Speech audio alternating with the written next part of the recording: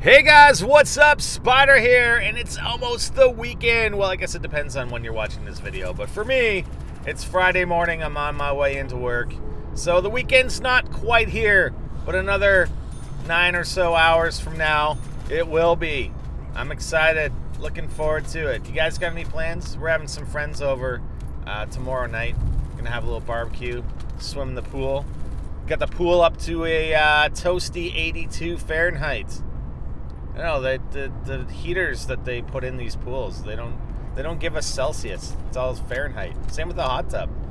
Set the hot tub to 102, but you know then the wife and kids go out there and they set the pool to 89. It's like, what the heck? We're not made of money here.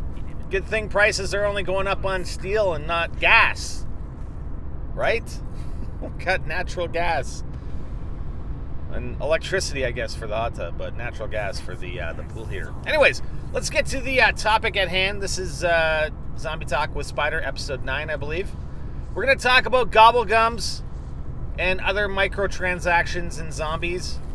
Obviously, Black Ops 4 coming out this October, and I have no reason to believe that they're not going to bring back Gobblegums. I would expect Gobblegums to be returning in Black Ops 4. I don't think they're going to change it up, you know, a whole lot. There's going to be hearing rumors of kind of like Gobblegum variants, which would be kind of cool.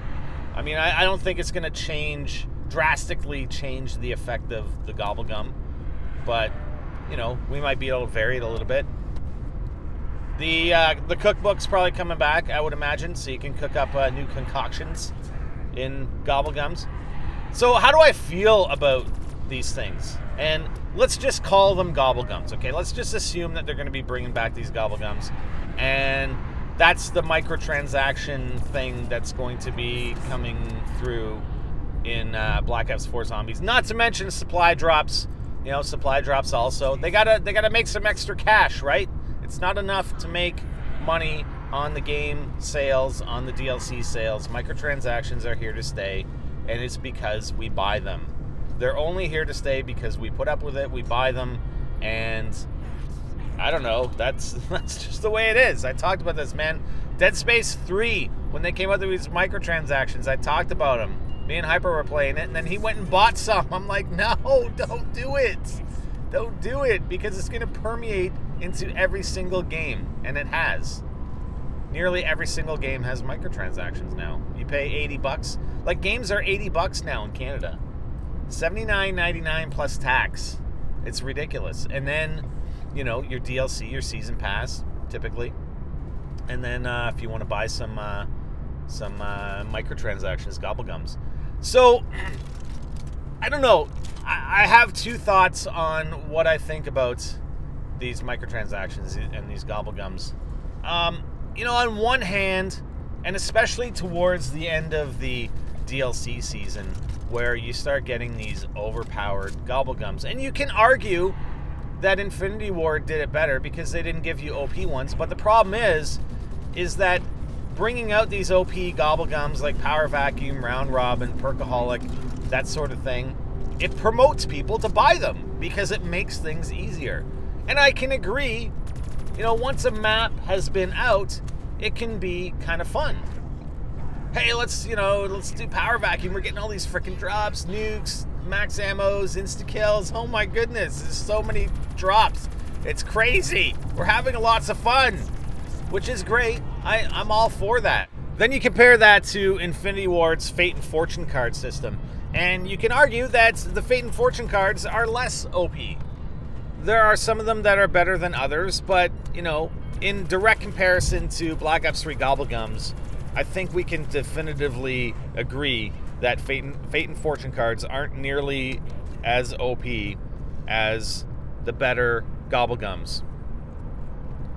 But I can probably also argue, and I don't have the numbers to back it up, this is just a theory, but I would suspect that Black Ops 3 Zombies microtransactions made a crapload more money than Infinite Warfare Zombies microtransactions. I mean, you could probably argue that Black Ops 3 zombie maps had more longevity, And also they had the additional drop of Zombies Chronicles, so that further promoted more microtransactions. But I would suspect that Black Ops 3 eclipsed by far anything that Infinity Ward or Sledgehammer Games sold in microtransactions on zombies. That would be my guess. And they're not going to let up on that. And you can also probably argue that you liked the way Infinity Ward did their, you know, the weapon kits and their supply drops more so than Black Ops 3. But I can also probably almost guarantee that Black Ops 3 made more money on their supply drops. It's just a theory. I don't have any numbers to back that up. Just what I think based on, you know, how these microtransactions and how these Gobblegums impacted the game. So that's kind of the one side of the argument, right? Where I think, yeah, it's pretty good. I mean, it allows you to modify the game. It's like a game modifier, right? Makes things easier. You can go farther, faster, that sort of thing. So I'm all for that. However, on the flip side, you know, when a map is released, when a map is first released, and this even goes particularly with custom maps, I prefer to play the maps the way the map makers intended them to be played. And I don't think they intended them to be played with all these Gobblegums that just make things insanely easy. And particularly when you're first doing an Easter egg hunt. Like,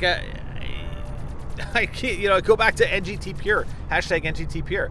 Like, a pure way of doing it is to do it initially and solve the Easter egg and play the map for the first few times without OP Gobblegums, and you get to experience the map. I mean, you got a boss zombie that's supposed to be difficult, and you use Gobblegums, and it's just easy. You fly through it, and it's like a hot knife through butter. I don't know. How is that a challenge? How is that playing the map the way the map maker intended it to be played? I don't know. I don't agree necessarily with that part of it. But like I said, I do agree with, hey, and you can unlock these things. I mean, Liquid Divinium, you can unlock Gobblegums just a lot more slowly than if you were to, you know, spend money on microtransactions and get them that way.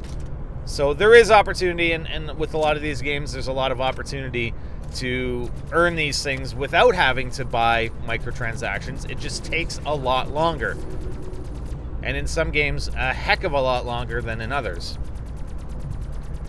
I don't know, you guys ever play any Supercell games? Like Clash of Clans, Clash Royale, that sort of thing? If you guys have, like, they were the kings of pay-to-win, right? There's certain games that are pay-to-win. There are certain games that that only give you cosmetic, you know, modifications with your microtransactions. Which, you know, some games do very, very well and they make a lot of money with. But there are other games like these Supercell games that... And people love them. I mean, you didn't hear a lot of complaints about it. They were definitely, by far, pay-to-win games, and people spent thousands of dollars on these games. It was ridiculous. And no one, you know, had an issue with it. I mean, they're not doing as well anymore, but people would do it, and they didn't seem to have an issue. They were the kings at marketing, in my opinion. But I think we can generally agree that we don't like pay-to-win scenarios, right? If you gotta pay to unlock a gun, you can pay for it and unlock it right now, or you have to spend 3 months, and it's an OP weapon, you know what I mean? I know there have been instances of that. I think they're few and far between, but, you know, there have been some instances where you get this OP weapon, and it's like other people, it takes them months to unlock if they don't buy it, or they don't buy the microtransaction to unlock it. And there have been games in the past, and, you know, I think EA's trying to play catch-up because they've put a sour taste in a lot of people's mouths with what they've tried to do with microtransactions. Way back when, in some of the Battlefield games, you could, further along, you could actually buy leveling. You could buy, hey, pay $20 and you can level your character class and get all the unlocks for that class. It's like, holy cow, these microtransactions are just getting out of hand. But anyways, like I said, I've got two thoughts on the matter. I like them and I don't like them, but it doesn't matter. They're here to stay.